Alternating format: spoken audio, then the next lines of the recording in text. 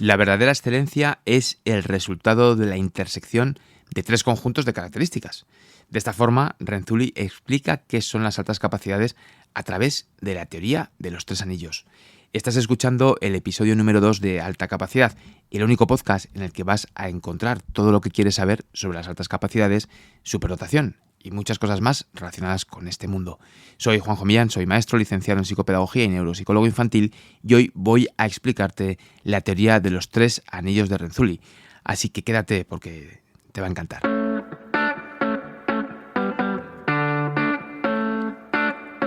Personalmente, desde que comencé a trabajar en el campo de las altas capacidades en el año 2006, me he dado cuenta de la importancia de una evaluación multidimensional.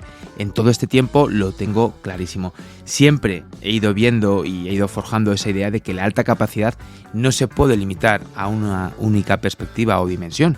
Y esta teoría de los tres anillos de Renzulli refuerza siempre este enfoque, desde que lo conocí y cada vez que pienso en ella. Cuando hablamos de habilidades superiores, cuando hablamos de alta capacidad, no podemos limitarnos solamente a pruebas estandarizadas de capacidad cognitiva, es decir, no solamente podemos ir a un test de inteligencia. Si bien es cierto que son herramientas valiosas, al menos personalmente busco ir mucho más allá y aplicar conceptos como, por ejemplo, las inteligencias múltiples de Gardner, porque cada escolar tiene una combinación única de habilidades e inteligencias que no siempre se reflejan a través de una única prueba o escala. La creatividad, una dimensión que a menudo se pasa por alto en las evaluaciones tradicionales, ya no solamente de alta capacidad en general, pero siempre observo cómo se enfrenta el escolar a situaciones o a problemas nuevos, me planteo si genera soluciones originales, si tiene una manera única de pensar o de enfrentarse a los desafíos que se le plantean, porque estos indicadores me ofrecen una ventana hacia el potencial creativo, que es un aspecto esencial para identificar y cultivar la alta capacidad, sin duda alguna. La implicación en la tarea me habla de la pasión, del compromiso que tiene cada estudiante. No solo busco evidencia de logros o de destrezas, investigo qué actividades les resultan atractivas, cómo se dedican a ellas, el esfuerzo que están dispuestos a invertir, y esto lo veo a través de los estilos de aprendizaje, de los estilos motivacionales, y a través de ahí finalmente encuentro que la verdadera magia ocurre cuando un escolar con alta capacidad se siente realmente comprometido y apasionado por aquello que está haciendo. Y por eso hoy quiero hablarte acerca de los tres anillos, de esta teoría tan fantástica, que no solamente es una herramienta teórica, ya lo vas a ver, es una guía práctica. A mí personalmente me ayuda a realizar evaluación, vamos a decir, holística, comprensiva y sobre todo muy centrada en el desarrollo óptimo de cada escolar con alta capacidad con el que trabajo a la hora de valorar la multidimensionalidad que es la alta capacidad. Y para hablarte de esta teoría vamos a empezar hablando de Renzulli, de Joseph Renzulli, que es el creador de esta teoría. Te quiero contar algunos aspectos sobre él. Renzulli es un educador y un psicólogo estadounidense muy destacado que ha dedicado gran parte de su carrera a la investigación y al desarrollo en el campo de la educación para escolares con altas capacidades. Nació en Brooklyn, en Nueva York, en el año 1936 y siempre se ha interesado por la educación, y esto, claro, al final le ha llevado a estar donde está y como esa figura de autoridad en el mundo académico, sobre todo relacionado con la alta capacidad, con la superdotación y con el talento. Estudió en la Universidad de Connecticut, donde también hizo un máster en educación, y posteriormente obtuvo un doctorado en psicología en la Universidad de Virginia. Cuando acabó sus estudios, volvió otra vez a la Universidad de Connecticut, donde desempeñó diferentes cargos académicos y de investigación también, por supuesto, y actualmente es profesor emérito en esta universidad. Su contribución más notable al mundo de la alta capacidad es la teoría de los tres anillos. ¿Por qué? Porque redefine el concepto de superdotación, y lo hace no solamente en términos de habilidad cognitiva, sino también considerando dos aspectos críticos como son la creatividad y el compromiso con la tarea. Este modelo actualmente influye de forma muy significativa en políticas y en prácticas de identificación y atención a los escolares con alta capacidad en numerosos distritos de Estados Unidos y, por supuesto, también en otros países. Quizá en España no tanto, pero influye en muchos. Es una de las teorías pilar para todo este campo de atención a la alta capacidad. Aparte, también Renzulli desarrolla otro tipo de teorías. Me gusta mucho una que se conoce como el modelo de enriquecimiento escolar, que lo que hace es indicarnos que deberíamos enriquecer el currículo estándar para todos los estudiantes, pero especialmente para aquellos que se identifican como estudiantes con alta capacidad. Es un enfoque fantástico que se centra en proyectos, en diferenciación pedagógica, que influyen en la forma en la que muchos docentes se enfrentan a la enseñanza para escolares con alta capacidad, pero claro, esto influye también sobre cualquier escolar. Renzulli ha escrito pues numerosos artículos, libros, investigaciones, realmente interesantísimo. Ha sido un autor muy, muy, muy premiado, con muchos reconocimientos en más de 40 países. Ha sido orador principal en conferencias, ha presentado teorías y modelos que se traducen a muchísimos idiomas y bueno, digamos que es una persona con una trascendencia totalmente internacional. La huella que deja en el mundo de la educación, sobre todo para las escuelas con alta capacidad, pues no tiene precio. O sea, es increíble el valor que aporta. Tiene un enfoque que va mucho más allá de la simple medida de inteligencia que se había venido haciendo desde épocas muy anteriores y nos ofrece muchas herramientas valiosas, sobre todo para la identificación, y gracias a esa identificación basada en modelos parecidos al suyo, pues podemos definir las mejores estrategias educativas para trabajar con estos escolares con alta capacidad. Y para entender todo lo que significa esta teoría de Renzulli, pues es fundamental saber cómo estaban las altas capacidades o cómo se veían o qué se sabía de ellas o cómo se trabajaban antes de que él expusiera sus ideas. Hasta la emergencia de esta teoría, la identificación de la alta capacidad se basaba básicamente en una prueba de cociente intelectual, punto final. Si esta prueba nos ofrecía una medida de la inteligencia que se cuantificaba superior, por lo general, a 130, pues nada, ya está. Este chico es superdotado, esta chica o quien sea, ¿no? Este señor, esta señora, quien sea, es superdotado. ¡Hala! Ya te puedes ir con tu etiqueta, ¿no? Eso era la forma en la que durante mucho tiempo se ha evaluado la alta capacidad. Así de fácil, así de sencillo. Te decía en el episodio anterior, en el episodio 1, te decía, ojalá fuera así. Si es que esto sería súper fácil, pero no, es que no es así. El enfoque que teníamos antes era un enfoque, vamos a decir, unidimensional. Simplemente nos centrábamos en el cociente intelectual. Claro, era una entidad fija, una entidad medible que podía categorizarse numéricamente. Muy sencillo, muy cómodo. Pero claro, la creatividad, la pasión que podemos tener por el aprendizaje de ciertas materias o la capacidad de liderazgo que podemos ejercer en determinados momentos, pues la verdad es que no se tienen en cuenta en casi ningún modelo de identificación de esa época. Y te hablo de épocas, te hablo de 20 años atrás, no me voy muy lejos, ¿eh? Los escolares que no alcanzaban esa medida de 130, pues ya está, pues no eres una persona de alta capacidad, ya está. Aunque tengas una habilidad espectacular para cierta cosa, o un talento increíble, o tu creatividad sea sorprendente, o se junte una mezcla de situaciones, no eres alta capacidad, no llegas a 130, se acabó. Claro, este enfoque es totalmente limitante y afortunadamente, según se ha ido trabajando más en el campo de la alta capacidad, se ha ido sabiendo más sobre qué es esta alta capacidad, se ha ido investigando, pues vamos viendo desde los roles de los mismos educadores, de los mismos docentes, de profesionales que como yo nos dedicamos a estas tareas, observamos que este enfoque es muy limitante, totalmente. Y se observa que muchos escolares no alcanzan ese CI por la prueba que se les aplica, porque luego se les aplica otra totalmente distinta y sí lo alcanzan. O porque tiene una serie de componentes culturales y se le está evaluando sin tenerlos en cuenta, o componentes verbales y tiene dificultades lectoras, por ejemplo. Bueno, entonces se empieza a ver que esos talentos excepcionales también incluyen las artes, incluyen el liderazgo, la creatividad, y hombre, se observa también el punto contrario, que escolares con un CI superior a esa marca de 130, vamos a decir, que tienen un rendimiento en la escuela, pues no siempre servían para describir una alta capacidad, en el sentido en el que todos entendemos la alta capacidad. Y esto nos conduce a una situación de crisis, vamos a decir, ¿no? Es decir, entra en crisis todo lo que se hacía hasta ese momento. Oye, ¿cómo puede ser que algunos no lleguen a superar esta medida de cociente intelectual, pero tengan todas las características que encontramos en los escolares con alta capacidad, y otros que sí que superan esta medida de cociente intelectual no cumplen con ninguna de estas medidas de alta capacidad?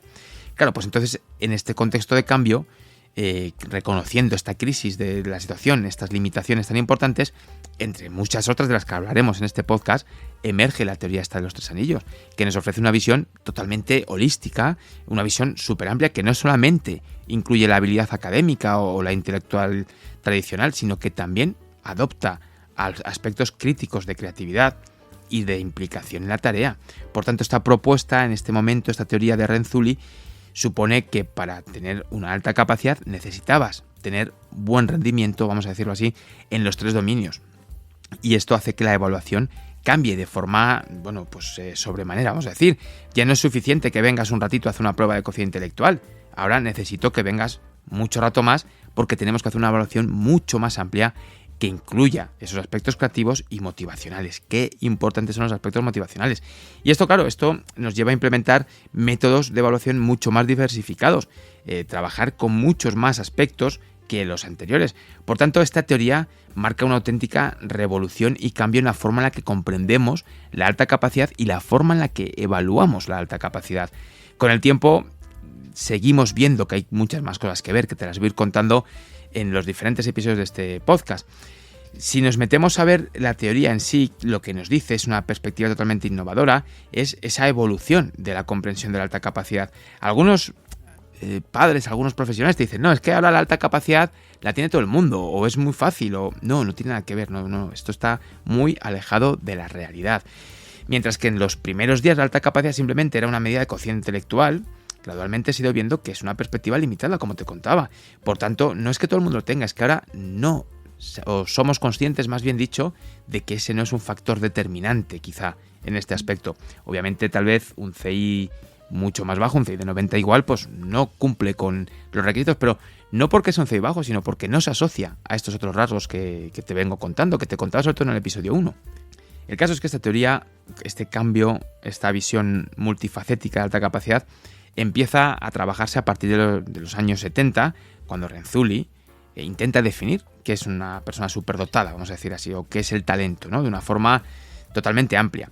Y claro, argumenta Renzulli en sus escritos que simplemente no es una cuestión académica o de cociente intelectual.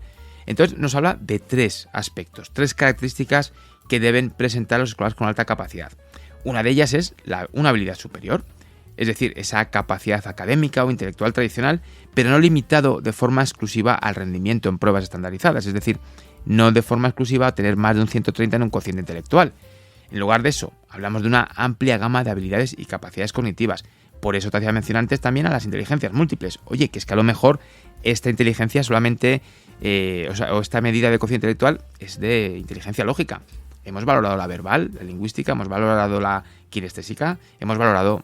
Bueno, pues eso es importante. Nos habla también de creatividad. Este es el segundo anillo. La creatividad es una característica esencial de la alta capacidad. Esto nos lo dice Renzulli, nos lo dicen todos los autores que se dedican a investigar sobre esto, y es lo que vemos día a día en las evaluaciones, ¿no? Y esto, claro, se puede manifestar de formas muy diversas, desde la capacidad para ofrecer un pensamiento totalmente divergente, hasta la capacidad de poder producir trabajos originales, únicos, de ver situaciones cotidianas resueltas de una forma totalmente diferente que ofrece mayores beneficios. Y luego tenemos otro tercer anillo, que es la implicación en la tarea. Claro, quizá sea la característica más innovadora de la teoría que presenta Renzulli, de esta teoría de los tres anillos. La implicación en la tarea, bueno, pues la pasión, la dedicación, el compromiso, la motivación. De aquí viene todo esto que valoramos también en las altas capacidades, que yo siempre aplico, de los estilos motivacionales, de los estilos de aprendizaje y el locus de control, fundamental. Aunque muchas personas puedan tener una o dos de estas características, la combinación de las tres tareas es lo que verdaderamente define la superdotación. Te quiero hablar un poquito más de cada una de ellas. Hablábamos de la habilidad superior, ese primer anillo. Bueno, pues sí, el cociente intelectual innegablemente sigue siendo un indicador valioso de habilidad académica e intelectual, pero esta teoría va mucho más allá. Nos explica que la habilidad superior también se puede manifestar de otras muchas formas. A lo mejor tener unos habilidades avanzadas en matemáticas, que antes era casi la única que se observaba en este aspecto, pero es que a lo mejor otros la tienen en la lectura o en la escritura, y otros a lo mejor sobresalen en habilidades sociales o en áreas mucho más prácticas. Para los padres y para los docentes, claro, es súper importante reconocer esta amplia gama de habilidades, porque si no, nos vamos a limitar únicamente a una medida de cociente intelectual y no, como te decía antes, es muy limitante. Y es que un escolar a lo mejor no destaca en una prueba matemática, pero podría ser un prodigio musical o tener una habilidad totalmente avanzada en otro dominio. Y esto nos lleva al tercer punto, la importancia de la creatividad. Tercer punto no, me he ido un número más arriba, el segundo de los anillos, segundo punto. La creatividad no siempre ha sido una parte integral del debate sobre la alta capacidad. Sin embargo, Renzulli la coloca en el centro de la teoría. Argumenta que la creatividad es esencial para la verdadera superdotación, y esto, desde entonces, desde los años 70, se ha respaldado por cualquier investigación que ha tocado estos temas. Claro, fíjate, los escolares creativos ven el mundo de una forma totalmente distinta y pueden hacer conexiones muy inusuales, pensar de forma totalmente distinta, producir actividad totalmente única y hacer las cosas de una forma totalmente diferente, con unos resultados totalmente fantásticos. Aquí siempre me acuerdo de estos profesores, a mí me ha pasado alguna vez en el aula como alumno, de hacer una operación o un problema de una forma totalmente diferente a la que nos han enseñado, mucho más rápida, que sirve para todos los problemas que he hecho. Dicen, no, esto no está bien simplemente porque no es la forma en la que te he enseñado a hacerlo. Pues bueno, vale. Para los docentes, reconocer y fomentar la creatividad es esencial. Este ejemplo que te ponía antes, pues es demoledor, porque dice, pues si encuentro una forma de hacerlo mejor y se me castiga por hacerlo así, pues bueno, no es nada potenciador ni es nada pro creatividad. Pero luego viene ese otro tercer anillo, que es lo que hablábamos, el que te decía anteriormente, que quizás es la parte más innovadora de la teoría de Renzulli, en la que nos habla de la implicación en la tarea. Claro, hay algunos escolares que a veces se sumergen completamente en tareas que les apasionan, sean o no escolares, y pueden dedicar horas tremendas a ello sin perder el interés. Esa es la esencia de la implicación en la tarea. Y es que la implicación en la tarea no es trabajar duro solamente, es auténtica pasión, auténtica dedicación.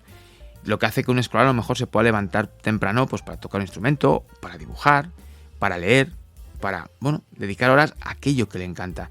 Y esta pasión es un indicador clave de superdotación según Renzulli.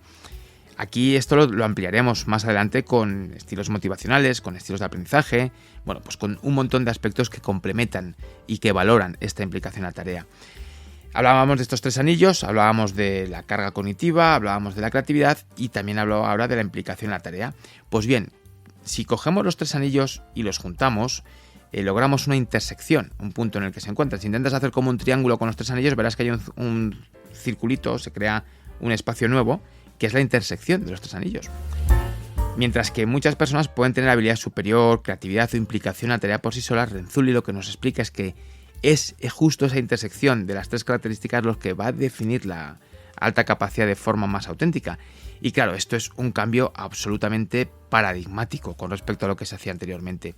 Si nos encontramos con escolares que presentan una capacidad cognitiva elevada, que a su vez son creativos y que a su vez se implican en la tarea, y digamos que juntamos los tres anillos en forma de triángulo y trazamos una línea recta desde cada uno de ellos hasta el centro de la figura que forman estos tres anillos, y pues lo que confluyera en el centro, las medidas que confluyen en el centro, hablaríamos de esa alta capacidad.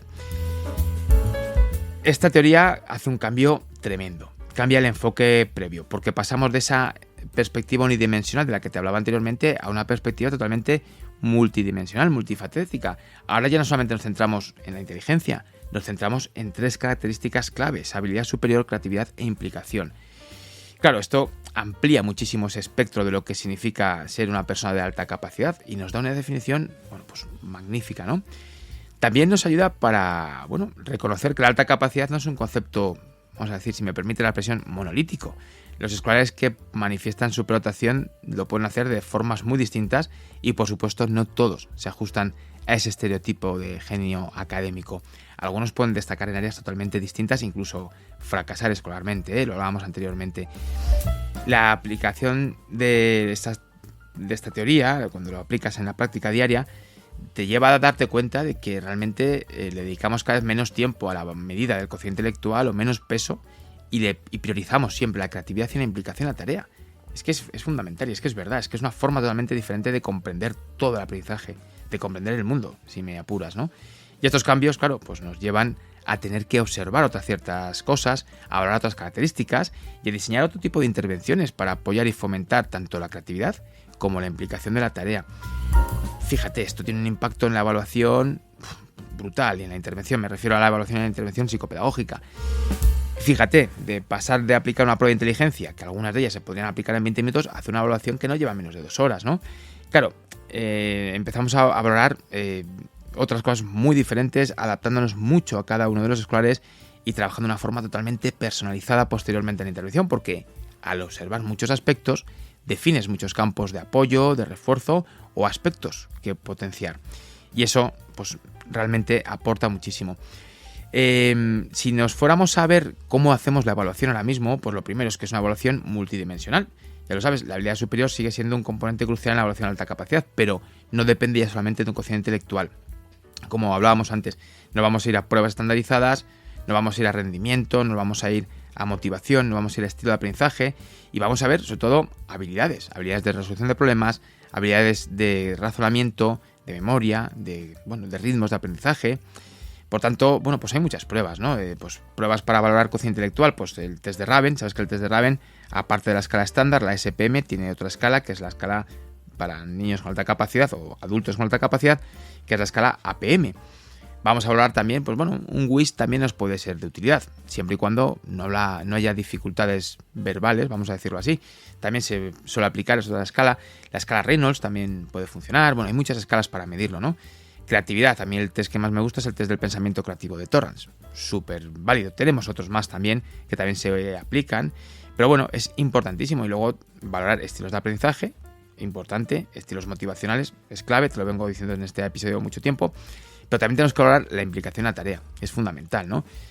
Hablando con el evaluado, con el estudiante con el que estamos trabajando, con la persona a la que evaluamos, pues hay que entender bien qué le gusta, qué le interesa, qué compromisos presenta, cómo se enfrenta a la tarea, cómo se enfrenta a la frustración, qué hace cuando no salen las cosas, de quién considera que dependen las cosas, cosas muy importantes, ¿no? Y esto es medible y funciona muy bien su medida también.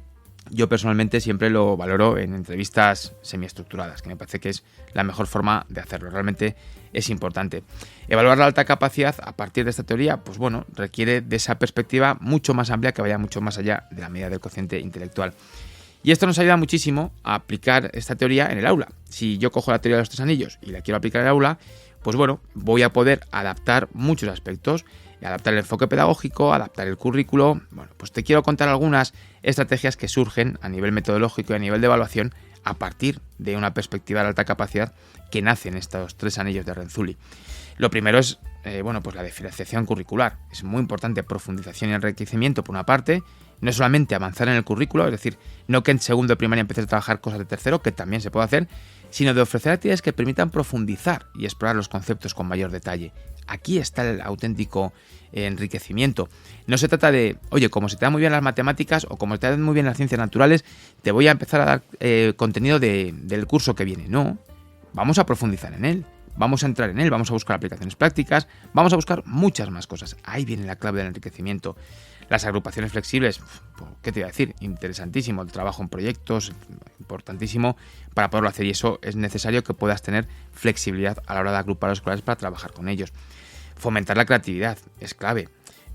¿Por qué no, en vez de explicarles qué es una célula, les pides que te hagan una tormenta de ideas, por ejemplo, una lluvia de ideas, ¿no? Para ver qué es la célula o cualquier aspecto que quieras trabajar, cómo se resuelve un problema, para qué puede servir una operación determinada. El uso de herramientas tecnológicas, la expresión creativa ahora mismo a través de la tecnología es fantástica, ¿no? La incorporación del arte en el aula. Si eres profesor de filosofía, por ejemplo, ¿qué te parece si incorporas el comparar una teoría de algún filósofo con alguna obra de arte? Estaría bien, ¿no? Pruébalo, porque realmente funciona. La implicación a la tarea tienes que impulsarla, hay que impulsarla muchísimo. Es otra cosa de las que tenemos que hacer en los colegios. Desde la elección de tarea, el darle cierto grado de autonomía para elegir proyectos o actividades basados en sus intereses y también lo que estás trabajando en clase. Esto no quiere decir que si tienes que trabajar la multiplicación, el niño decida, no, pues yo es que no quiero trabajar la multiplicación, yo quiero coger un microscopio y mirar una piruleta. No tiene nada que ver, no. Oye, a partir de esta tarea, a partir de esta actividad que vamos a hacer, ¿por dónde podríamos avanzar para aprenderla, no? Claro, esto requiere el uso de metodologías activas. Un aprendizaje basado en problemas, por ejemplo, un aprendizaje cooperativo, es lo que se abre mucho a todo esto, y por supuesto de un feedback constructivo posterior, que les des retroalimentación, que les motive y que les oriente a los escolares en el proceso de aprendizaje. Y claro, esto requiere de formación de los docentes constantemente, ¿no? Formación continua sobre alta capacidad, sobre cómo dar respuesta metodológica y en evaluación, compartir buenas prácticas, que importante es hablar con otros docentes que te cuenten sus experiencias positivas y negativas también con escuelas con alta capacidad, pero sobre todo las buenas prácticas hay que contarlas, siempre lo digo. Luego, la colaboración con la familia es esencial, comunicarnos con ellos regularmente, darles formación también. A veces las familias no entienden bien tampoco qué es la alta capacidad, tenemos que ayudarles también, o no entienden cómo estamos trabajando la alta capacidad del aula. Vamos a explicarlo, porque ellos van a tener que formar parte del proceso. Y me voy a la evaluación, para mí es la clave. Si tú trabajas con la mejor metodología del mundo, como la evaluación no sea congruente con la metodología, estamos perdidos. Te doy una pista, yo trabajo mucho, os recomiendo mucho la evaluación mediante portafolios. en las que se vayan recogiendo evidencias de aprendizaje. Pues es fantástico. La observación como docente, oye, observa lo que está haciendo este escolar. Toma registros, anotaciones, interacciones de las que lleva a cabo, regístralo todo. Y también la autoevaluación. La autoevaluación es fantástica si la hacemos bien. Si yo fomento que el escolar reflexione sobre su propio aprendizaje y luego le pido que establezca en base a esa autoevaluación que ha realizado metas personales, pues el rendimiento va a ser sencillamente fantástico. La aplicación efectiva de esta teoría de los 3 anillos en el aula requiere de un cambio de perspectiva tremendo, Reconociendo que la diversidad de los talentos es amplia, que las capacidades de todos los escolares son distintas, pues bueno, podemos generar un impacto grande. Los docentes junto con las familias, pues tienen un papel crítico. Si eres docente tienes un papel crítico y si eres familia también, los dos tenéis el mismo papel. Estoy muy cansado a veces de ver peleas colegio-familia por unas altas capacidades, ¿no? Y esto no es culpa ni de la familia ni de los colegios, es culpa de que no tenemos claro que es una cosa que tenemos que hacer juntos todos y que lo hacemos para cubrir la necesidad que tiene ese escolar con alta capacidad. Fundamental. Juntos se crea un ambiente fantástico donde todos los escolares se desarrollan plenamente y aquí ya vamos a todos, sean o no de alta capacidad, pero en los escolares con alta capacidad comprender lo que hacemos en el aula y saber lo que tenemos que hacer en casa es la clave. Y hasta aquí llegamos con este episodio número 2 del podcast de alta capacidad. Muy pronto seguimos descubriendo y aclarando más aspectos claves de las altas capacidades. No te olvides de escuchar el podcast educativo, tienes el enlace en las notas de este programa, de suscribirte a la newsletter educativa, que es fantástica, de seguir nuestra cuenta de Instagram, de nuestro canal de YouTube, que vamos a llegar a los 5.000 suscriptores en breve. Y ya sabes que el canal de Telegram en el que movemos toda la información de este podcast y del podcast educativo es justo ese, el del podcast educativo, @podcast educativo en Telegram. Tienes el enlace a todos los medios sociales en las notas del programa. Y como siempre te digo, muchísimas gracias por estar al otro lado del micro, porque gracias a ti este podcast puede existir. Nos escuchamos pronto.